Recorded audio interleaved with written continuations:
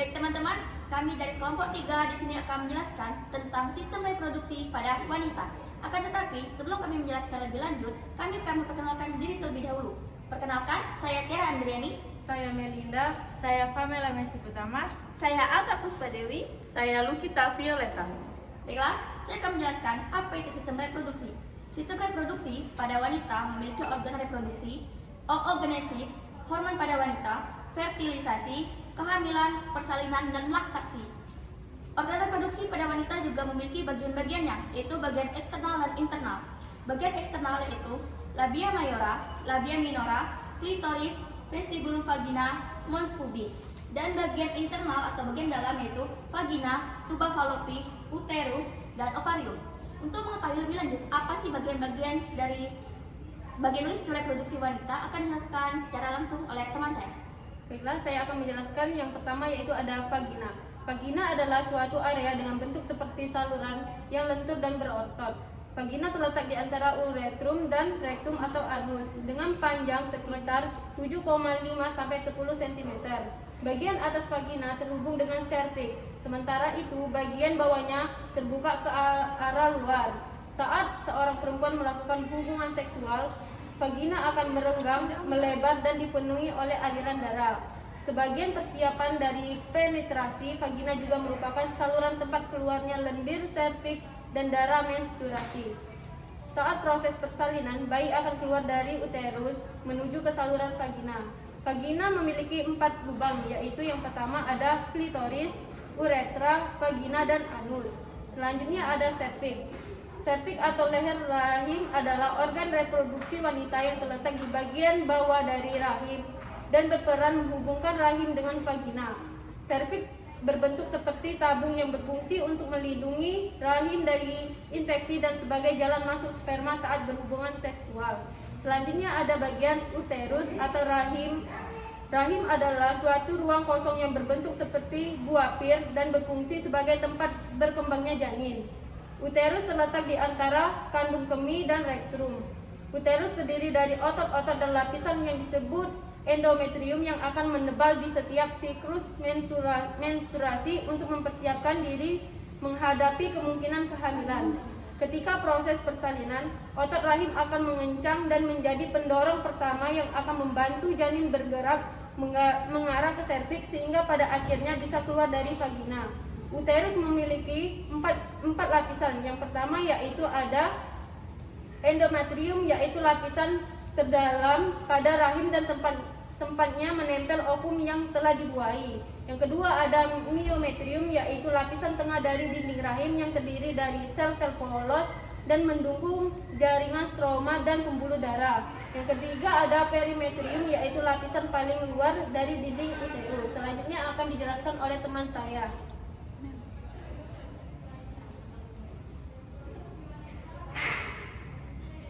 Kau menjelaskan bagian ini dulu.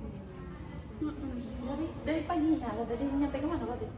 Kan dari ekstra itu dulu. Oh nyampe uterus kau. Kau Tuba fallopi ya? iyo sistem. Hah? Potong be. Potong be cepat ay dan telat aku diem. Selanjutnya yaitu tuba fallopi. Tuba fallopi terdapat 2, saluran telur kiri dan saluran kanan. Panjang kiri kira-kira 12 cm, diameter 38 mm, merupakan saluran penghubung antara ovarium dengan uterus. Dikelilingi otot polos sejajar dan melingkar untuk menimbulkan gerak peristaltik.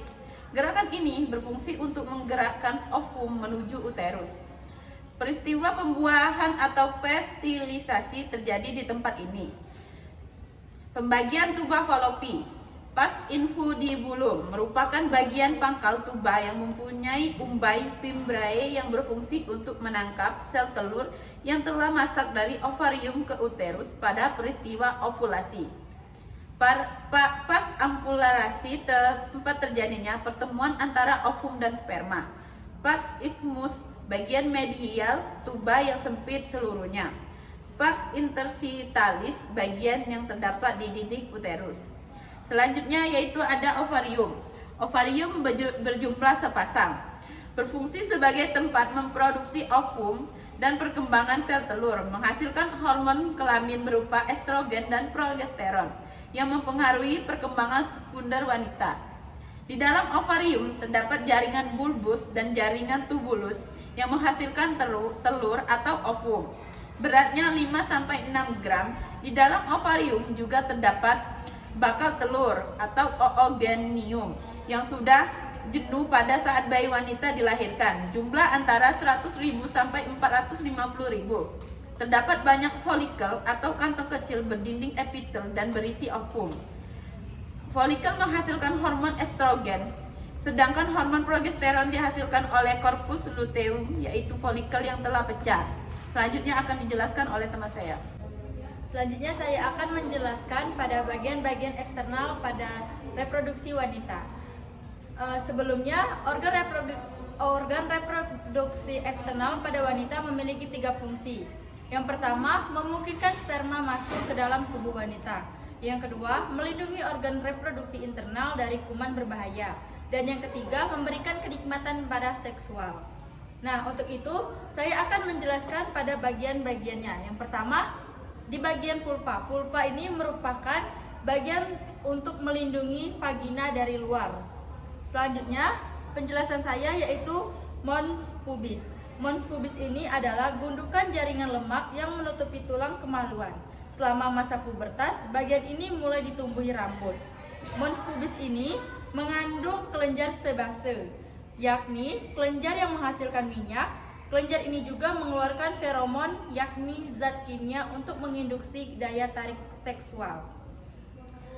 Mons pubis ini juga selama masa pubertas ditutupi dengan rambut-rambut. Kawan puan harus tahu bahwa mons pubis ini mengandung kelenjar hasil minyak atau bisa disebut dengan sebaceous yang melepaskan zat yang nantinya berkaitan dengan seksual atau pheromone. Selanjutnya saya akan menjelaskan bagian labia minora. Labia minora adalah bibir kecil atau bibir dalam pada bagian vagina. Memiliki ukuran dan bentuk yang bervariasi. Lebarnya bisa sangat kecil hingga sampai 5 cm. Labia minora ini juga terletak tepat di dalam labia mayora yang mengelilingi lubang vagina dan uretra atau bisa disebut tempat keluarnya urin. Nah, kulit labia minora ini juga bisa menyebabkan adanya iritasi karena ia sangat halus. Untuk itu, dispulai oleh banyak pembuluh darah. Labia minora ini juga berwarna merah muda. Bila ada stimulasi seksual, pembuluh darah di bagian labia minora tampak membesar dan semakin sensitif terhadap rangsangan. Selanjutnya saya akan menjelaskan pada bagian labia mayora. Bagian labia mayora ini atau bisa disebut dengan bibir besar atau bibir luar pada vagina pada lipatan kulit berdaging yang membungkus dan melindungi organ reproduksi eksternal lainnya. Bagian ini merupakan padanan skrotum pada pria. Selama masa pubertas, bagian ini juga mulai ditumbuhi rambut serta mengandung kelenjar menghasilkan keringat dan minyak. Selanjutnya, saya akan menjelaskan pada bagian klitoris. Nah, kedua bagian labia minora bertemu pada klitoris, yakni tonjolan kecil yang sensitif, sepadan dengan penis pada pria. Organ ini sebetulnya merupakan kelenjar yang terbelah menjadi 2 bagian dan membentang ke arah vagina kedua sisinya. Untuk itu juga, kelenjar klitoris ini terdiri dari jaringan spons yang mengandung ribuan ujung saraf yang sangat sensitif terhadap stimulasi seksual dan dapat mengalami ereksi. Ketika seorang wanita terangsang, klitoris dapat membesar. Ini adalah organ utama yang bertanggung jawab untuk proses organisme pada wanita. Selanjutnya penjelasan akan disampaikan oleh teman saya, Alta. Saya akan melanjutkan penjelasan dari teman saya, yaitu bagian selanjutnya yaitu ada vestibula. Vestibula adalah area yang dikelilingi oleh labia minora. Dan letak vestibula ada di sini, yaitu vestibula menutupi mulut uretra, mulut vagina dan ductus kelenjar bakteri. Lalu setelah itu ada uretra. Uretra adalah jaluan keluar urin dari kandung kemih. Jadi kandung kemih kita setelah diproduksi itu dikeluarkan dari uretra. Lalu setelah itu ada mulut vagina. Mulut vagina terletak di bawah orifium uretra. Jadi di bagian bawah uretra ini ada vagina. Dan di belakang vagina terdapat himen, yaitu selaput darah yang melindungi bagian vagina. Himen selaput darah itu suatu membran yang membentuk dan ukurannya bervariasi dan melingkari mulut vagina. Selanjutnya, saya akan menjelaskan penyakit-penyakit yang dapat menyebabkan pada reproduksi wanita. Yang pertama yaitu adanya sindrom ovarium atau PCOS. Adalah salah satu penyakit pada sistem reproduksi wanita yang sering menyebabkan masalah pada kesuburan wanita. Penyakit ini sering ditemukan pada wanita yang usianya subur. Penyakit ini juga dapat disebabkan oleh adanya gangguan pada ovarium atau kelenjar adrenal, sehingga hormon androgen atau hormon seks laki-laki di dalam tubuh wanita berjumlah lebih banyak dari kadar normal. Tingginya kadar hormon ini akan mengganggu perkembangan ovarium dan pelepasan sel telur selama ovulasi. Wanita yang memiliki PCOS dapat mengalami beberapa tanda dan gejala, seperti haidnya tidak teratur, banyaknya rambut dan bulu yang tumbuh di bagian tubuh tertentu, mudah berjerawat, dan kebotakan.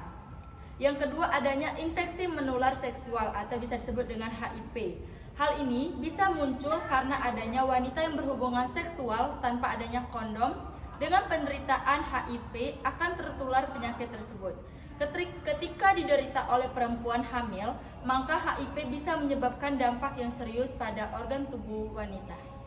Lalu, saya akan menjelaskan bagaimana cara kerja dari alat reproduksi pada wanita, yaitu seperti yang sudah kami buat alat peraganya. Alat reproduksi wanita terdiri dari beberapa organ tubuh yang memiliki fungsi masing-masing dan berbeda-beda.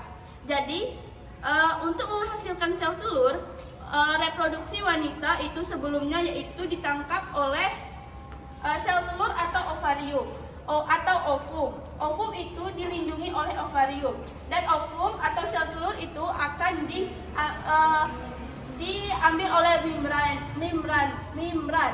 Setelah dari membran, dia akan menyalur ke tuba falopi. Di tuba falopi, jika adanya pembuahan dari sperma, maka dia akan melanjut ke uterus dan menempel pada dinding-dinding uterus. Jika tidak terjadinya pembuahan dari sperma, maka itulah akan terjadinya menstruasi. Lalu, jika ada pembuahan dari sperma, setelah uterus, sperma dan sel telur bertemu dan menempel di dinding uterus atau dinding endometrium, yaitu dinding dari bagian dalam dari uterus. Dan setelah itu akan terjadinya janin di dalam kandungan reproduksi wanita. Simpulan. Baiklah, sekian presentasi dari kelompok kami, yaitu kelompok 3. Di sini saya akan membacakan kesimpulan dari materi yang telah kami paparkan, yaitu sistem reproduksi merupakan kumpulan organ internal dan eksternal yang bekerja sama untuk tujuan prokreasi.